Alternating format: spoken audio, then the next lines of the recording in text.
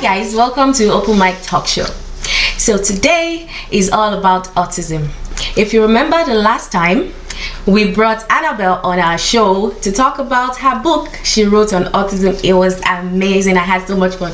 Today is even gonna be double the fun because today we have with us president of MACLC. Did I get that right? Yes, Lorianne. Lorianne. That's okay. Sorry. No, You're don't be very sorry. bad with names. It doesn't matter. Okay, can you elaborate the names for us? So I am the president of the Montreal Autism Community Lions Club. Okay, perfect. Thank you for coming. You're welcome. It's such a bad weather, right? Yes, it is, but we were happy to come.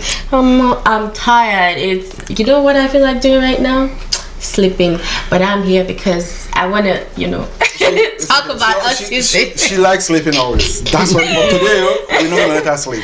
She needs to be with us, and we really need to discuss about autism because this is gonna be educating people out there. Yes, because it's a very special day. So, not to take time, can you tell us what is autism?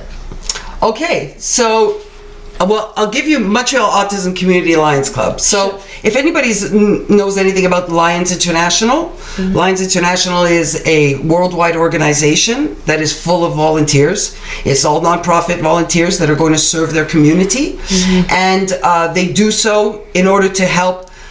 There's over 1.4 million volunteers around the world, and it's over 200 countries, and there's over 55,000 clubs. Wow. And so in every all these Lions clubs are all over the world in order to serve their immediate community, whatever the needs of that community are, and always in conjunction with what it is that Lions International does. And Lions International, whether it be disaster relief, diabetes, cancer, blindness, there's so many things that they are concerned with and they help out with. However, what we recognized, we are a specialized club. You see all the lions in the world, they all look like these gorgeous golden maned animals. Our animal is the diversity lion. And that's because our club, we are strictly dedicated to a specific mission. And our specific mission is to reach out to advocate for, to bring awareness to, and to bring awareness of the autistic community, the special needs community, and those that are neurodiverse. Those are our people. Those are the people we serve. Those are the people we help. And in doing so, we also bring light to everybody else out there who isn't aware of who they are, of them existing within your community, and how beautiful and wonderful they are, and where their needs are important, what we can do to advocate for them, what we can do to help them, and how we can bring light to the world about how beautiful a contribution they are. So that brings you to understand, well, what is autism? Yes. All right. Because for the most part, people have the wrong idea. You think autism because it's called autism spectrum disorder. So it's a medical term. It's a term that seems to be associated with, and people make the assumption that it's a disease, that it's an affliction, that it's something that is wrong, something that you're diagnosed with as though there's something there's wrong. Therefore, there must be a cause, there must be a cure. No, it is not. It is not a disease. There's nothing wrong with you if you're autistic. What autism is, it has to do with the neurology of the brain. The brain is functioning differently. There's nothing wrong with the brain. There's no deficit. There's nothing diseased in the brain. It's that the brain is formed and functions differently, hence the neurodiversity of it all. And there are things about an autistic individual that does not appear to be consistent with the neurotypical mind, the neurotypical, the mainstream. Well, the brain of the autistic person is not ordinary, but it's extraordinary. Okay. And people tend not to observe or see or recognize that which is different and beautiful about it because we ignore the understanding of it. And when we ignore understanding of something, what happens? We get fearful of something. And when we get fearful of something, we feel we want to separate from it. And also because we don't know, we don't feel that comfort to get to know and to understand. But it is not an affliction. It is not a disease. There is no cure. But there is something different going on in the functioning of the brain. So how do we understand it? Well, so one of the things that I explain, I forget what it is. Before we had Microsoft, Windows. Windows is the operating system that we use on a computer, and from that operating system we can do everything. Word, Excel. We're gonna load apps and YouTube and everything else, right? But we have this baseline Windows, which is Microsoft, and everybody functions that. But there used to be once in a while, before that, there used to be a different operating system before Microsoft came in with Windows. Anyway, the autistic mind, us, me and you, the typical regular brain, is functioning everybody on the same operating system. They don't function with the same operating system. Okay. So what you recognize as being black and white, as you recognize as functioning, they may not recognize as being functional. Some of the things that are different about, that you will see that are different. One is they tend to have hypersensory sensitivity. Hypersent. Everything. All of your main senses, theirs is heightened. Much more heightened. So they get superhumans. Superhuman. Thank you. And the stimuli, everything around the world stimulates them so much that sometimes it actually agitates them. So they see things, and it's very difficult for them. They see things differently from us. Exactly. They perceive the world differently, and they're seeing it and they're feeling it differently. So they need to adapt and cope to that. What we traditionally would want to do is we say, oh, well, there's something different there, so let's help train or modify or therapeutically alter them so that they can then acclimate and be fit into the mold of us. That's the wrong thing to do. Okay. You don't take a square peg and put it in a round hole. You're going to break the peg. It's wrong. It's not the way it is. Understand the square peg and then build the proper hole for that peg to go into. Okay. And that's what you do. You have to accommodate and adapt. And in doing so, you'll actually be able to observe and understand something that is unique about them, which many traits that we don't have or that we haven't worked on. Some of the things that are also different is that because the different functioning of the brain and those senses that are overly stimulated, they tend to hyper focus on specific things, specific interests and specific abilities. Okay. That's why you will find you've heard of some autistic savants, geniuses and everything else. It's because they have an incredible ability of hyper focus and shutting out, because they have to, in order to help themselves, they have to shut out some of these senses, and then they're going to go into a hyper focus, deep dive into one or two or three, some different interests. So they may have some also, what comes with that? Fixation issues. They get very fixated on specific things. They're shutting other things out. It appears as though they've tuned out of the world and they're just focusing on one. They do one. That's a coping mechanism for them, because that interest is there. But it also makes them developmentally able to be experts at certain things that you and I wouldn't be able to, because they put that much concentration on it. They also, in terms of when you will find they will not communicate well by looking you in the eye. They do not want to do that. Oftentimes that's because what's happening is the communication that's using a part of the brain that is actually a little bit disruptive to them. Do a quick crash course, just a little one. When it comes to your brain, okay, we have the limbic system and we have the frontal cortex. Limbic system is the back of the brain, where you have the first instinct when you're reacting to things. You've heard of the amygdala, fight or flight? Okay, very good. So now what happens is we have what communicates from one part of the brain to the other. They're called neurotransmitters. So we have the frontal cortex. When you get a stimulation that's happening in the limbic system, which is your amygdala, so immediately, simultaneously, at the same time, your frontal cortex is going to start, which is the part of the brain where you have rational thought, you're analyzing, you get context, understanding, and you're going to make these choices. So those things will mesh together at the same time, so that when you hear a big bang, your frontal cortex is going to start, for instance, analyzing. Well, that's okay, I just saw something fall down. That's because my vision saw something fall down. Oh, that's okay, don't panic. There's nothing crazy wrong. And so you're going to, those two things will marry and help you out. Communication. That's right, because that's the rapidity with which your neurotransmitters are sharing simultaneous information. it doesn't happen like that. Most autistic people, what's going to happen is that this part of the brain, the limbic system, is extremely developed, and the time of the transmitting of information from one to the other is a little slower. Okay. So they might have a certain panic. So for instance, I'm around my son. So around my son, when there's a power failure, a power failure immediately for him is a disaster. Why? Because he is a genius, fixation on his computer. The things he can create, his digital art, the things that he can do is unbelievable. He can't have a conversation with you. He doesn't want to look you in the eye. But the things he can communicate in the written form and on the computer and express himself is unbelievable. Wow. And I don't know how he manages to do it. But for him, if the internet crashes, it's the end of the world. So the first power failure that's going to happen, he's going to scream, and he's going to be in a panic, as though a nuclear bomb was set off and the world is, as he knows it, is ending, because the frontal part of his brain isn't reacting as quickly.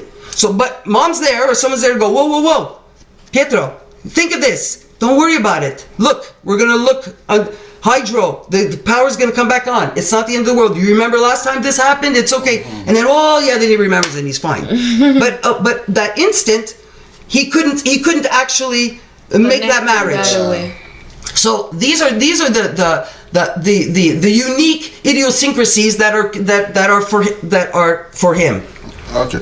Now, what are the early symptoms parents should be looking out for? So, if you're a small child, my son was diagnosed when he was 3 years old, and at first, what I noticed was that I actually thought he had a hearing problem, because there could be crazy loud music or anything going on, and he wasn't moving at all, and I would call out his name, he wouldn't respond to his name, so I thought there was something wrong with his hearing, and he was hanging on to these two little lions. My baby boy, when he was a little baby, he couldn't talk, he couldn't communicate. It took him till he was about 6 years old till he could actually start using words in a sentence.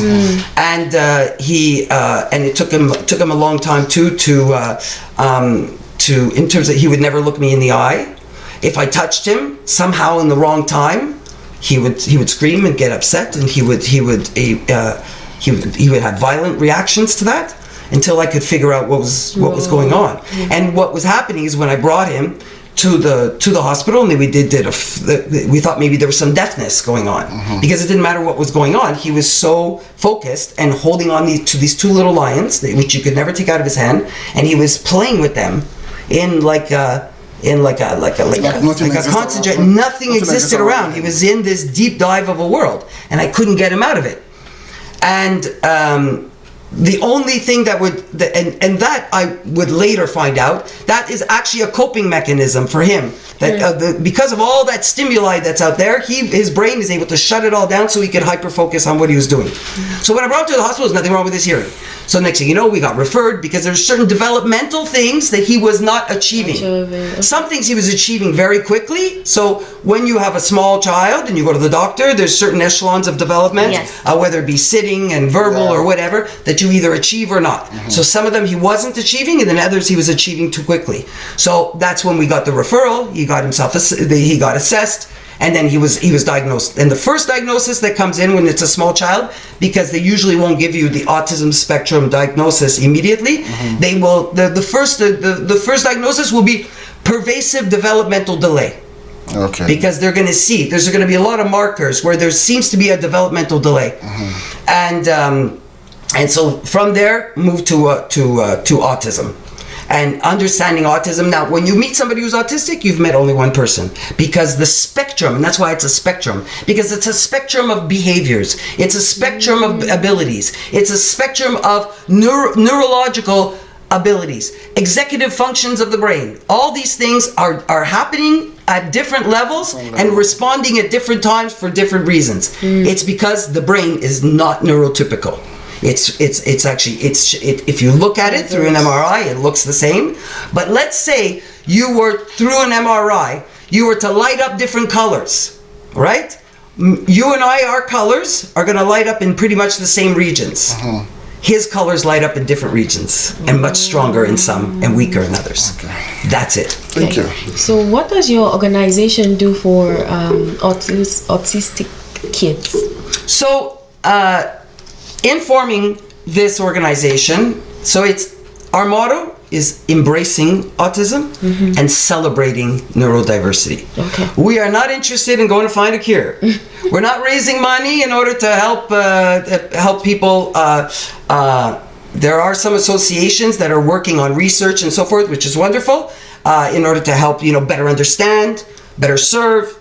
But the idea of ours is to both advocate for, bring awareness to the community at large, and advocate for and support people who are neurodiverse, and we pool together tremendous amount of resources. So we're like a center hub, home place where people can both find information, come and contribute. Most of our members are either special needs educators, people who have a vested love and interest in people with the special needs and people in the neurodiverse community. It's moms and parents of people that are neurodiverse, that are autistic, and our members are autistic. We have a bunch of adult members who are autistic. And so what we're doing too is that we're constantly building different programs and activities. So it's also a social club, a place for us to gather as members and to have activities that we do. We also do a tremendous amount of fundraisers in order to raise money, in order to dedicate to the missions that we're devoted to.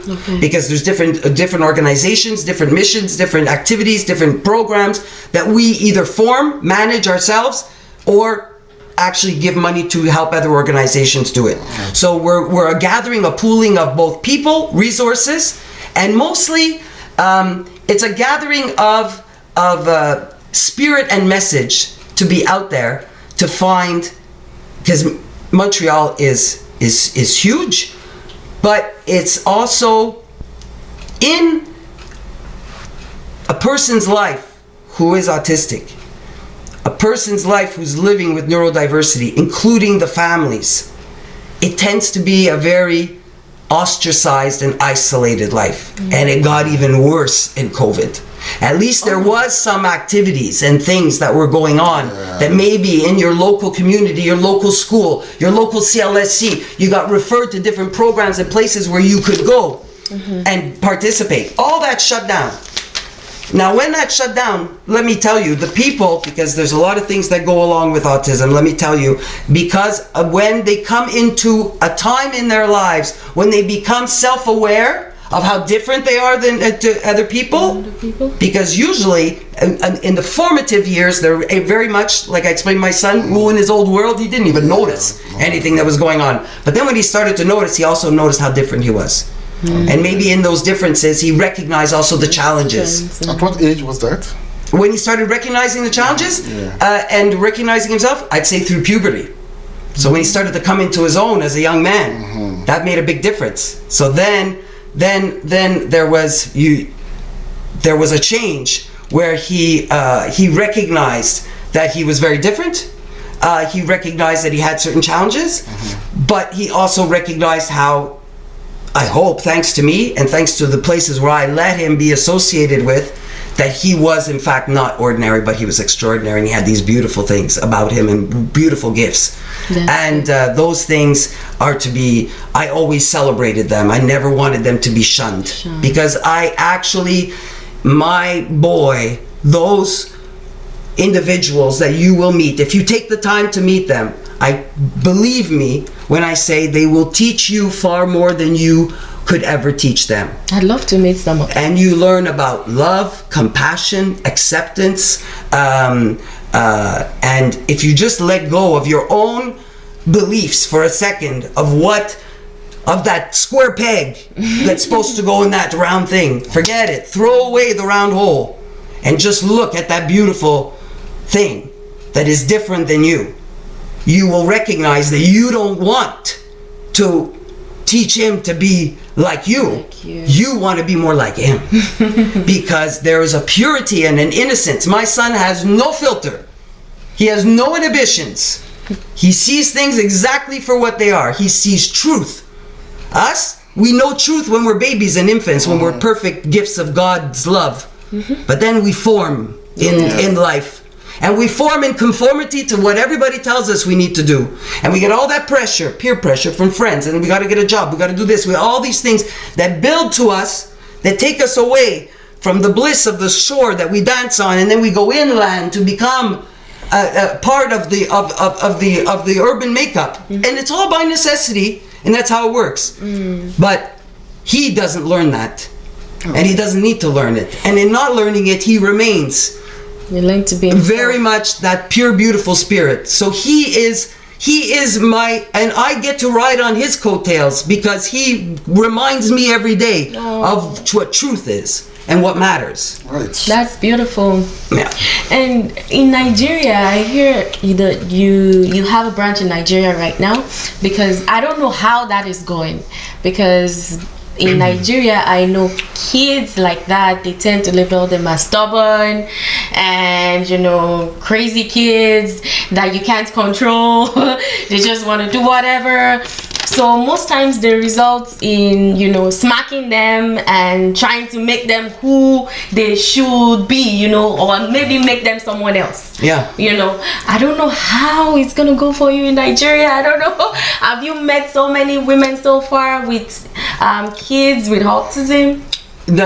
In Nigeria? Nigerian moms? Yes, Nigerian moms. Have Okay. you met some of them? So let's take the this is another thing. So what I just spoke to you about, that truth? Yes. Okay. Every mom knows it and feels it. And when I see another mom, another special needs mom, we don't even need to talk. We know. And I see my sisters in those mothers. And I don't see anything about their race, their culture, or anything, even though they live completely different lives, because it's completely different circumstances over there. Yes. But there's that base intuitive connection of, she knows that truth that I'm talking about, and that complete compassion and sympathy and empathy is there. Now, how I'm not there to help, because that's where the pooling of the resources of the community around you, and that's why people need community, because me as a mom, I know this about my son, I know this truth. But when I'm coming together with other educators who have encountered the beauty and the miracle of these individuals, and the parents and everything else, we don't need to have a conference to discuss how to do it, because we get it. But when we're gathering together, we're a strong force that is there to support. And these children and these individuals, especially as they're in becoming adults and transitioning into adulthood, which is even more of a scary world, because they're even more aware of the truth of that is so contradictory and different to them, that integrating into that, because there is amount of integration that needs to take place, that becomes it's a very scary thing, and it's very difficult. But so they need to feel a sense of belonging, a sense of acceptance, a sense of love and support. That's why you come together as a community. So they've got this particular Lions Club. We've got tons and tons of people who come to our events and activities, and the autistic individuals, so many of them have our t-shirts and this and that, and they love to post pictures and videos. Oh, I'm a lion. They're not actual signed up, registered, paying, contributing, working members. But man, we're so happy to make them. They love that association, because they say, oh, I want to be part of that community, that gang, that group. And by having that group together, we're there. And it brings a lot of mutual support. So these women in Nigeria who didn't know each other, didn't find each other, there was tons of them that are all over the place. Well, by forming a Lions Club, by forming that group, they managed to come together. Oh yeah? So that way that they'll be able to exchange, and they know that they're out there. My first year, because we formed during COVID, so the COVID, everyone's isolated or whatever. My first year, every activity was all virtual. Was all via Zoom. All the meetings, getting together. That's how we met each other face to face and did activities together maybe a year later. But at least there was like in the darkness, while everybody was isolated and hiding and sick and whatever, we were reaching out and we were finding each other. Yeah. You know, so it's a question of finding a community. You know, awareness. It's being part of a club. You know. So here in Canada, I think it's much easier for you to detect when a kid has autism or not, right? Yeah. So for the branch you guys have in Nigeria, what are the challenges? Because like Bola was saying, most of our parents back home doesn't really even know what is autism. That's right. And then when the kids start growing up and a bit acting differently, we stigmatize our kids, and then we come up with some That's right. witches and wizards and all. That's right, exactly. Right? So how are we educating them over there? How would they know, okay, maybe this is autism issue or something? So what do you have in place to educate people back in Nigeria? I do not. But that's going to be that Lions Club over there as they're coming together, because the strategy is different. Over here in Canada, in terms of level of education, awareness, and understanding, we're far more advanced. Exactly. So we're going to step 2, 3, and 4 when it comes to what are the missions and the goals. Exactly. So each Lions, this is the beauty of Lions International too, is that each Lions Club that's being formed, it's being formed in conjunction with what are the needs of your community. So what I did in my club over here, I was responding to that which I know and existed or was lacking in my particular Montreal autistic neurodiverse community. Over there, the demographics of that and the idiosyncrasies of what it is that is lacking or needing there is different. You said the difference. There's all this lack of understanding. The first thing they need to do, obviously, is to come up with strategy, raise money. Their fundraisers, my fundraisers is going to go help and sponsor maybe a kid to participate in a program. Maybe it's my fund is going to be to provide. One of the things we do is we provide school supplies to underprivileged children in Montreal. Another thing that we do is we raise money in order to help neurodiverse artists. We raise money in order to fund inclusive recreational and educational programs. We do that. That's what we do here.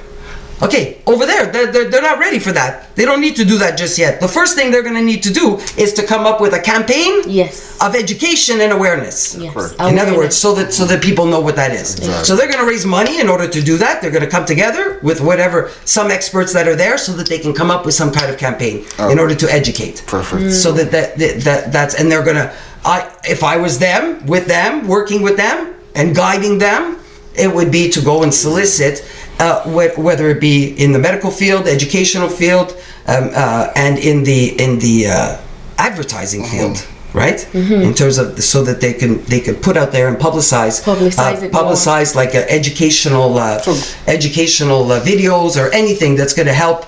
Gradually we're going to get there eventually, right? So right here in Montreal, approximately how many kids are you guys working with in your facility? So I don't have a physical facility because we are a moving feast. Okay.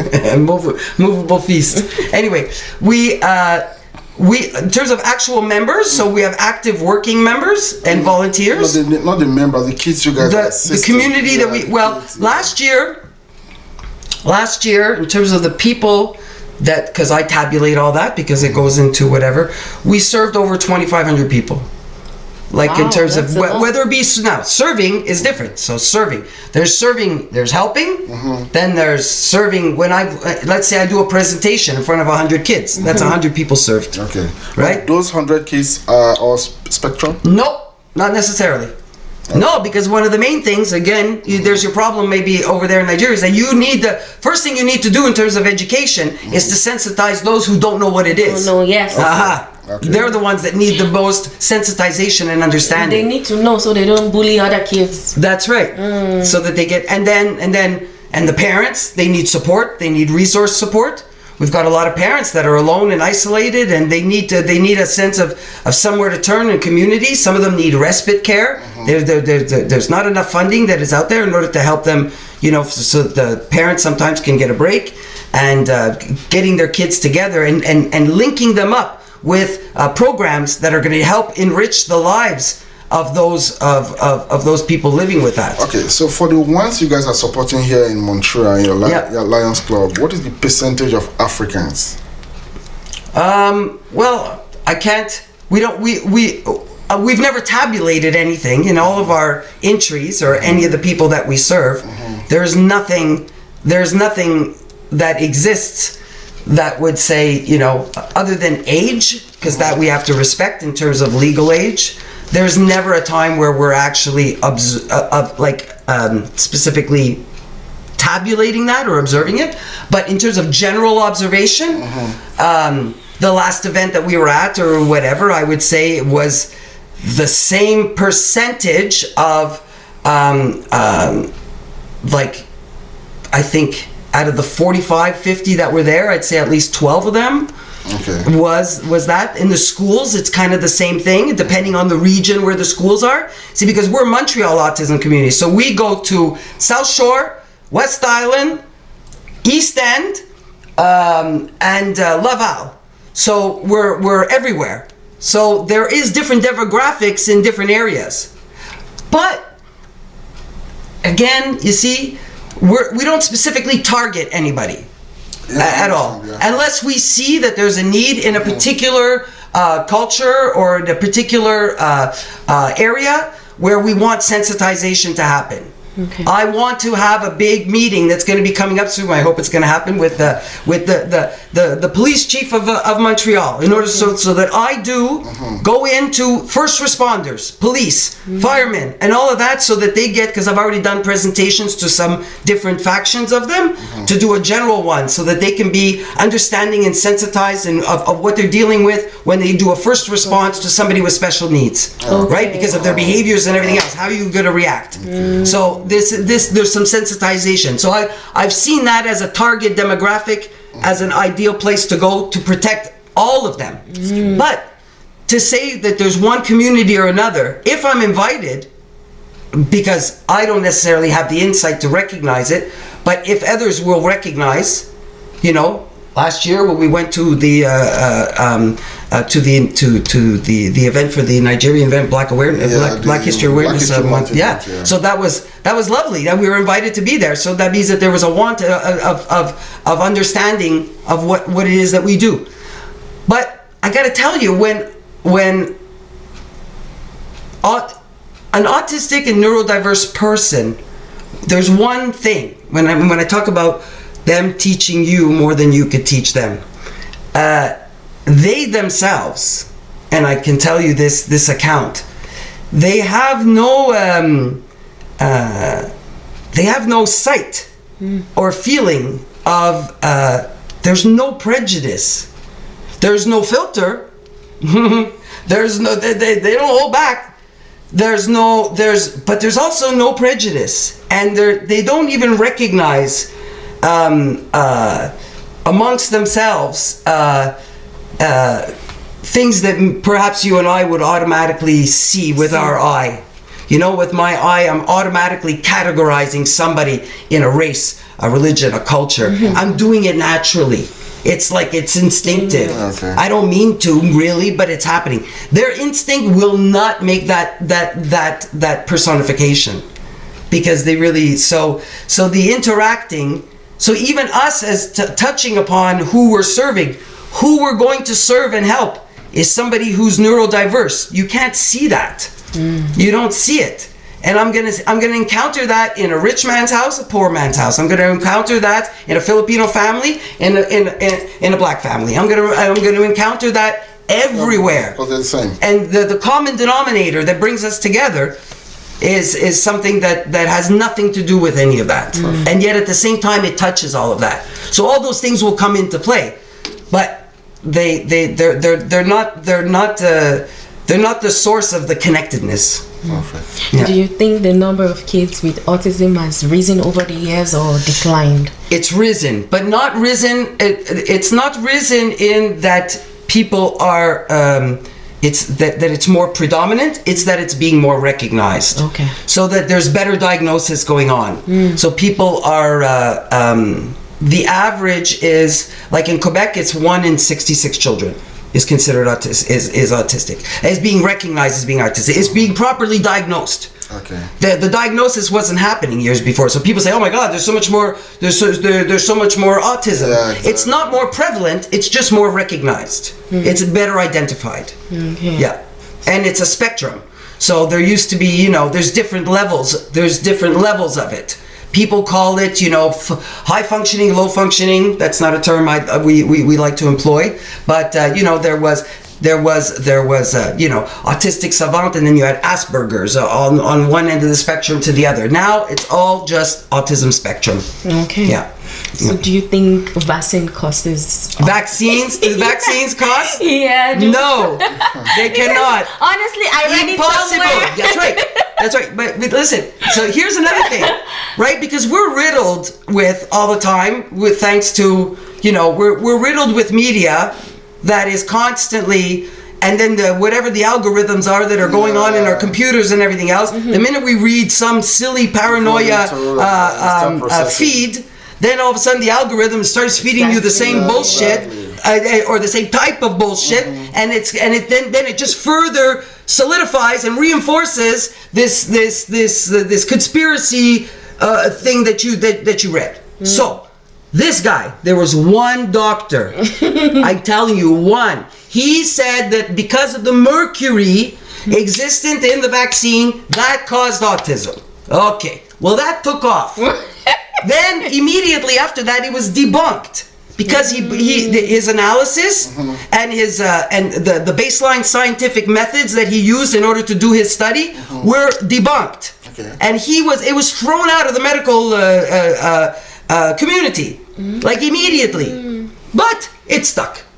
Yeah. And some people took it. And that article exists. Yeah. So that article then exists, and then it gets pushed and promoted. And then all the other people, I met somebody, and I swear, well, I shouldn't.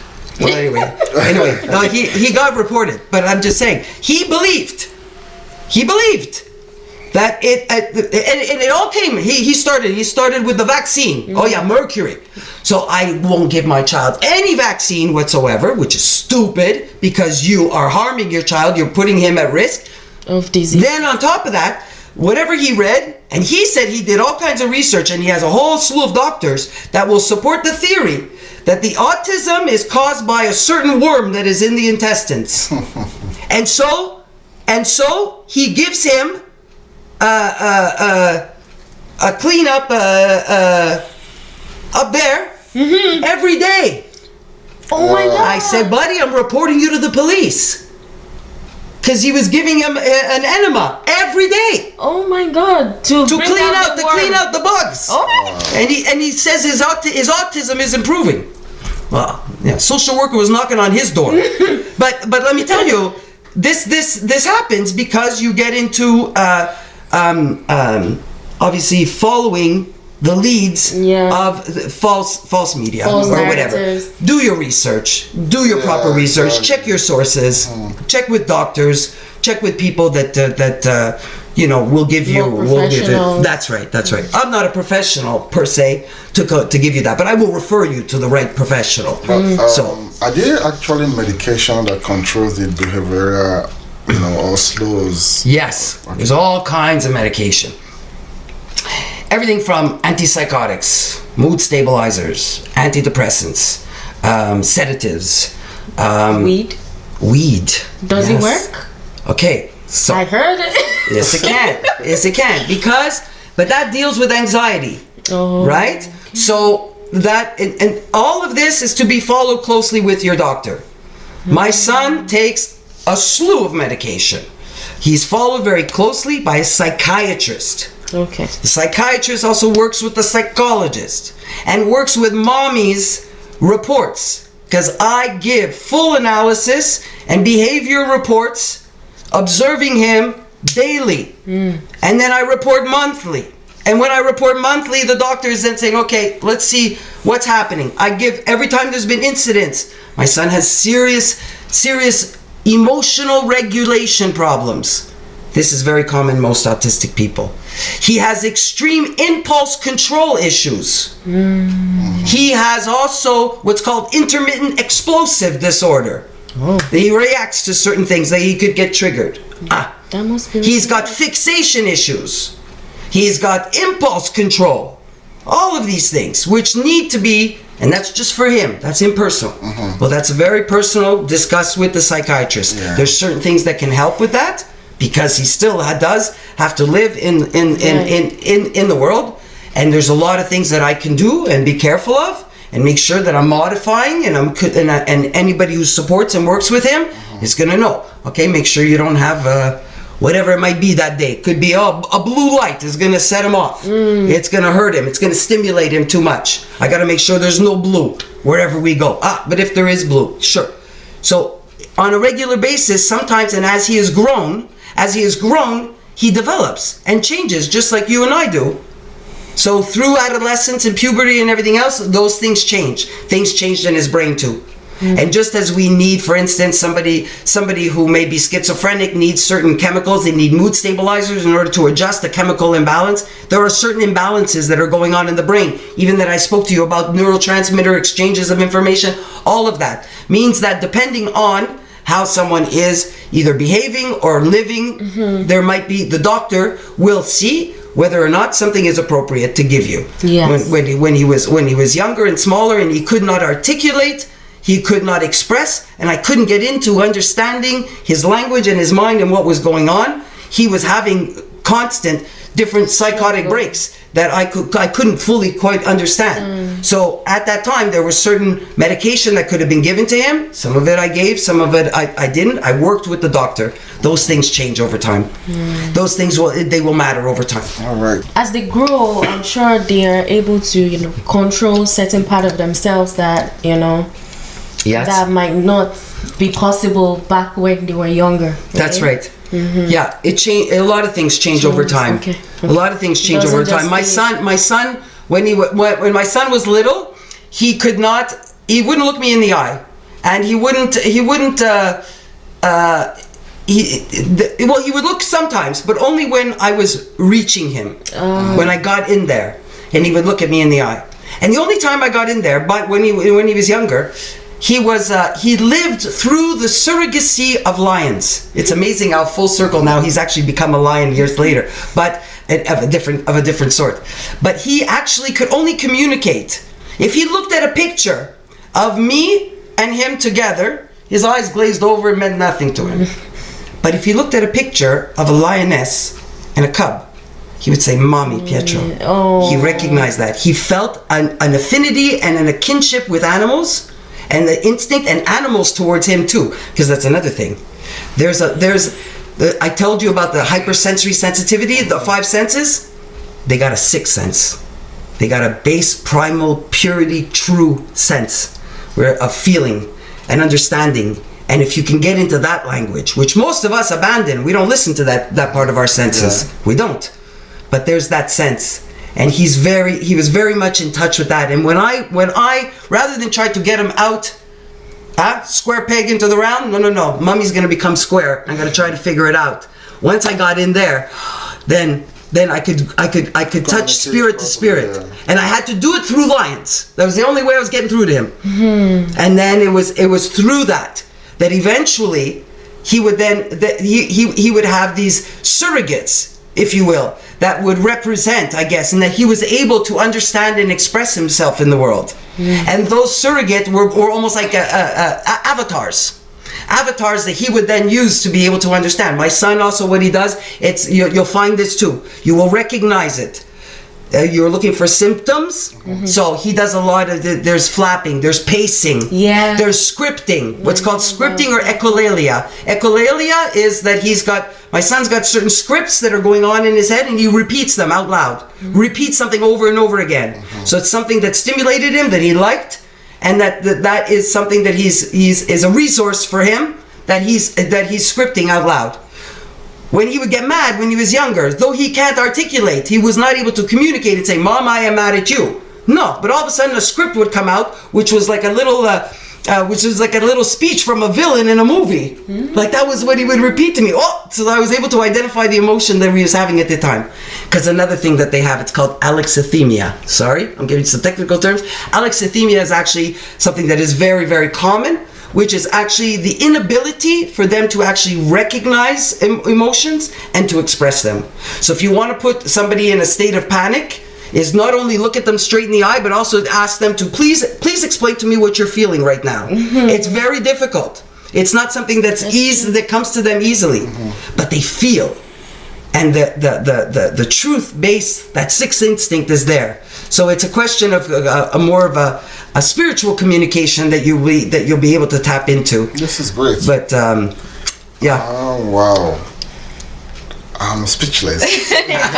We've certainly learned a lot from you. Do you think so? Yeah, I did. I'm like, okay, I'm starting to think about my son right now. I'm like, that boy, I hope you're not. Because in school, I don't know, I got worried recently when they told me he started walking on his toes a lot. I'm like, I don't notice that at home. Maybe he's just happy, you know. I don't know, they just said, you know what, just talk to his pediatrician and everything. I'm like, okay, I don't know.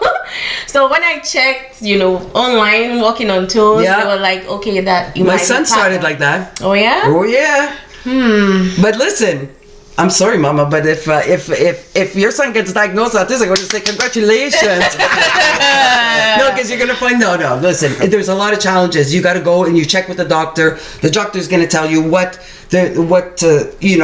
levels developmentally he's achieving, not achieving. You know, you just observe that. The school is a very good observatory place. Obviously, you know, it could be anything from attention deficit. There could be something physiological that's going on, but you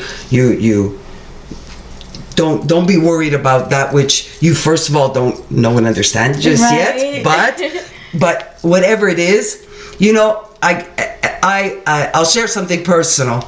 I had a child that I was expecting. I was very much expecting when my first child was born.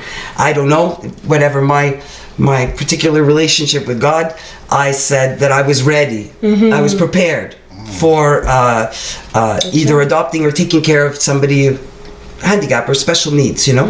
And my daughter was perfect, you know. And I said, what are you doing? What are you giving me a perfect child for? I said, you know, I'm ready. Not everybody can. I can, you know.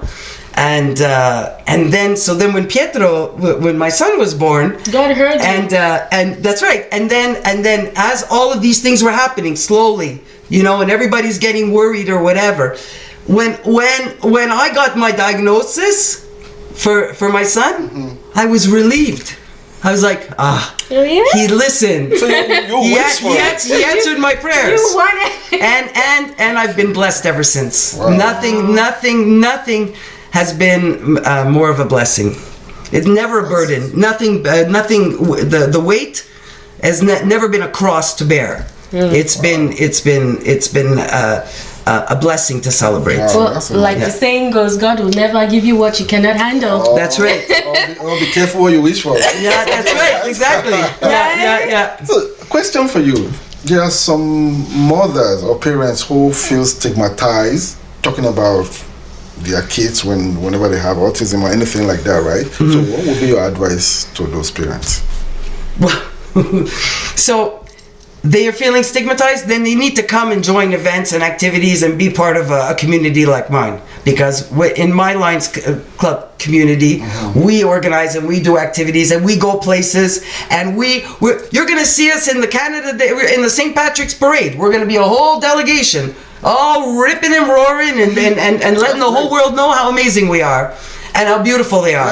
And so people are like, wow, who are these people? So we're there, we're exposed. Perfect. Yeah. So just come and just wave the flag. It's fine. Yeah. So because you know what? That's what I tell people. I say, yeah, that's right. I said, you know, my son he's not ordinary. He's extraordinary. And I got that blessing. I got to be the one to call him my son. God gave that job to me. Let's take a look at the work you do with the autism, the spectrum kids.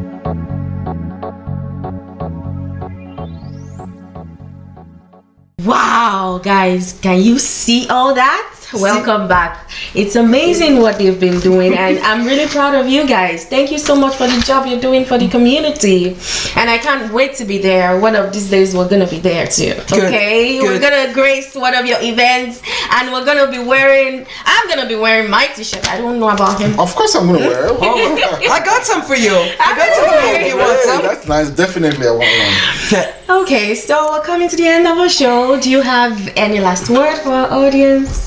Okay, to remember us is, what do? We embrace autism and we celebrate neurodiversity.